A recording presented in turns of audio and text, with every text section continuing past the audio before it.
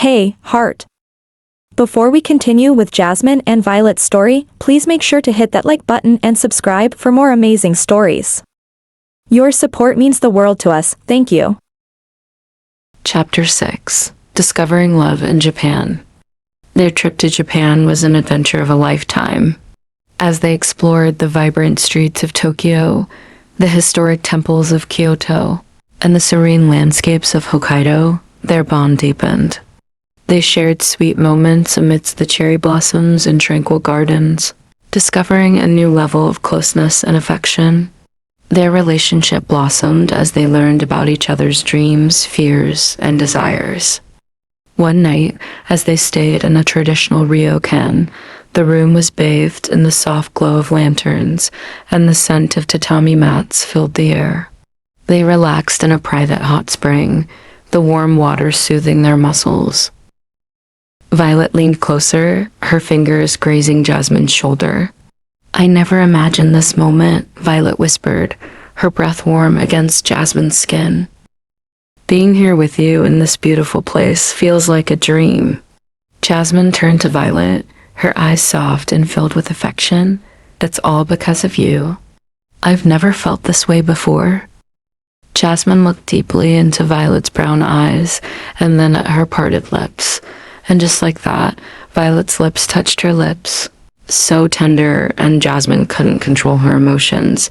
She deepened the kiss. Violet put her arms around Jasmine's neck. She was lost in space and could not explain the sensations. This was all new to her. Jasmine was both gentle and rough. It's like riding a rolling coaster. She cannot help but hold Jasmine tighter, feel her back, her side, to touch her bare skin. Something is happening inside her that drives her wild. Their kisses became more passionate as they explored each other's bodies, the intimacy of the hot spring adding a new layer to their connection. Jasmine stopped and looked at Violet's eyes again. "Violet, do you want me to stop?" Violet shakes her head.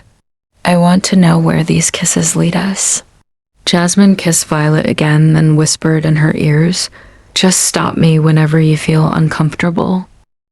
As they moved together, touching, exploring, and tasting every inch of their skin until they reached the heights of their emotions, they catch their breaths and hold each other tightly. "I love you, Jasmine," Violet whispered with tears in her eyes. Jasmine wiped the tears and kissed Violet's eyes. "I love you too. But why are you crying, Violet? Did I hurt you?" "No, I don't know. I can stop my tears. I'm sorry, Jasmine. This is my first time. No one kissed me like that. I have never been touched that way. It is so special. Thank you. I will never forget this night." Jasmine was surprised. "This is my first time with a woman, and it's indeed special, much different. But you never told me this was your first. After all, you are 5 years older than me." Jasmine teases Violet, and the night ends with smiles on their lips and hearts. During their trip, they also learned about LGBTQ+ rights in Japan. While same-sex relationships are not legally recognized, Japan has seen progress in LGBTQ+ acceptance. Some cities like Tokyo have introduced partnership certificates for same-sex couples, which, while not offering legal marriage rights, provide some recognition and benefits. However, it was clear that same-sex marriages were still not possible under Japanese national law. This fact saddened Jasmine and Violet, but it also strengthened their resolve to celebrate their special love in their own way. Jasmine gazed at Violet one evening as they strolled through a quiet Japanese garden. "Even if marriage isn't legal here, nothing can stop us from celebrating what we have, right?" Violet smiled, squeezing her hand gently. "Absolutely. Legal or not, our love is real."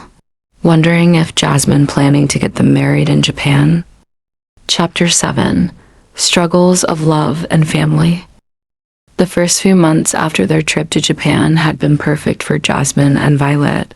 The trip had brought them closer than ever, solidifying their relationship in ways they hadn't even imagined. But soon after returning from their adventure, reality came crashing down. Jasmin had graduated, and with that milestone came new responsibilities. Her family, proud of her achievements, expected her to join their family business back in the city, far from the quaint college town where she and Violet had built their lives together. As much as she loved Violet, Jasmin knew she had to take her place in the family company. It was the legacy she'd grown up with, and now it was her time to carry the torch. One evening, after a long day of packing, Jasmin sat on the edge of the bed, her hands resting on Violet's. "This isn't what I want," she whispered, her voice heavy with sadness. "I don't want to leave you." Violet looked at her, eyes filled with understanding but also heartache. "I know, Jasmin, but this is important to your family. I can't stand in the way of that. We'll make this work. We have to." They kissed softly, but the weight of uncertainty hung between them like a fog. Long distance wasn't what they had envisioned after such a beautiful time together in Japan, but they promised each other they would try harder. In the months that followed, Jasmin's life became consumed by work. The family business was fast-paced, demanding her attention day and night. She missed Violet terribly, but there were endless meetings, conferences, and responsibilities that left her little time to visit. Meanwhile, Violet, still living in the small town where Jasmin had stayed during the last semester as a BA student, the graduation and their trip to Japan felt the strain of their separation. She missed Jasmin's presence, the quiet moments they used to share, and the closeness they had built. Phone calls and video chats became their lifeline, but they were never enough. Slowly, the distance between them began to take its toll. "I feel like we're drifting apart," Violet confessed one night over the phone, her voice strained. "I'm trying, Violet, I really am," Jasmin replied, exhausted. "But this job, my parents, they need me here." Violet understood, but it didn't make the growing loneliness any easier. Every day felt like a new challenge, trying to hold on to something that was slipping through her fingers. She knew Jasmin was struggling too, balancing the expectations of her family and their relationship, but that didn't make the ache of missing her any less painful. Finally, one sleepless night, Violet made a decision. She couldn't do this from a distance any longer. She needed to be with Jasmin, no matter what. She called her the next morning. "Jasmin, I'm moving to the city," Violet said, her voice firm. "What?" Jasmin sounded surprised. "Violet, that's a huge decision. Are you sure?" "I can't stand being away from you anymore," Violet said, her voice cracking. "I need to be with you. We can find a way to make it work together." There was a pause on the other end, and then Jasmin spoke, her voice soft. "I miss you so much, Violet." "Yes, we will face this together." "Let me worry about them," Violet replied, determined. "I'll find a job. I could do work from home with online jobs, anything. I'll build a life there. I just need to be with you." "Okay, Violet. Let me first find you a place to stay, somewhere near my workplace," Jasmin answered. Violet packed her things and moved to the city, determined to be close to Jasmin. At first, things were wonderful. They spent their evenings together, catching up on all the time they had missed. Every weekend was an adventure, rediscovering the city through each other's eyes. But it wasn't long before Jasmin's parents began to notice their growing closeness. Jasmin's mother, in particular, had always had a sharp intuition when it came to her daughter. She noticed how often Violet was around and how comfortable they were with each other, and soon whispers turned into confrontations. One evening, as Jasmin returned from work, she was greeted by her father in the study, his face stern. "We need to talk about Violet," he said, not wasting a moment. Jasmin's heart sank. "What about her?" Her father looked at her with disappointment. "We've noticed how close you've become. This is not appropriate, Jasmin. You have responsibilities here, and she is a distraction." Jasmin's mother joined in. "This isn't what we want for you, Jasmin. Violet is not the right fit for our family. You need to focus on the business and your future with children. Jasmine's frustration boiled over. She is my future. Why can't you just accept that? She's been there for me in ways you can't even begin to understand. But her parents refused to listen, and the conversation ended in bitter silence. Over the next few weeks, the tension between Jasmine, Violet, and her family grew unbearable. Violet tried her best to keep her distance, knowing how much Jasmine was struggling with her family's disapproval, but it was hard. The love they had was undeniable, but it felt like the world was against them. Jasmine, there's something wrong with these numbers, Violet said one evening, showing her the discrepancies. Your uncle has been moving money around in ways that don't make sense. I think he's trying to scam the company. Jasmine's eyes widened. Are you sure? I've double-checked everything, Violet replied. I didn't want to believe it, but the evidence is all here. The revelation rocked Jasmine's world. She trusted her uncle, but the facts were undeniable. Violet worked tirelessly with Jasmine to gather the necessary information and present it to her parents. When they saw the proof, they were stunned. Jasmine's father confronted his brother, and the truth came out. He had been planning to siphon money from the company, setting up a deal that would have devastated their family's business. With Violet's help, they were able to stop him before it was too late. Her quick thinking and dedication saved the company from a financial disaster. In the aftermath, Jasmine's parents were forced to reevaluate everything. They had misjudged Violet, thinking she was a distraction, when in reality, she had been their salvation. One evening, Jasmine's father called her into the study again, but this time the conversation was different. We owe you an apology, he began, his voice heavy with regret. We were wrong about Violet. She's shown us that she's not only loyal to you, but to this family. Without her, we might have lost everything. Jasmine's mother nodded in agreement, her eyes soft with understanding. We're sorry, Jasmine. We didn't see what was right in front of us. Jasmine, feeling a weight lift from her chest, smiled. Thank you. That means more to me than you know. That night, she returned to their apartment and told Violet everything. They hugged, tears of relief and joy flowing freely. They finally see us, Jasmine whispered, her heart full. They finally understand. Violet smiled, pulling Jasmine closer. We did it, together. They knew the road ahead wouldn't always be easy, but in that moment, surrounded by love and acceptance, they felt ready to take on anything. The night becomes so much more special, and their feelings for each other grow so deep that they cannot let their eyes away from each other, holding tightly until that kiss, that soulful kiss that deepened with their souls, reaching out, claiming each other. After 8, going back to Japan.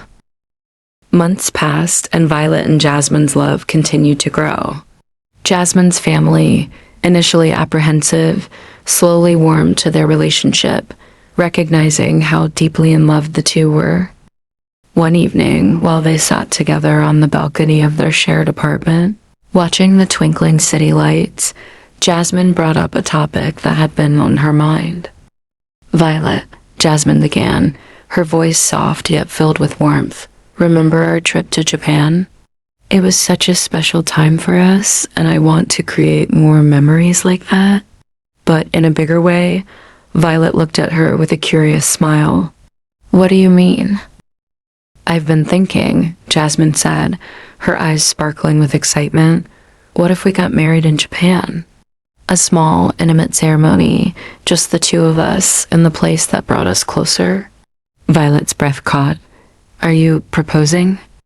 Jasmine grinned, a mix of joy and nervousness. Yes, Violet. I'm asking you to marry me. Then take out a small red velvet box and open it. A pink diamond ring.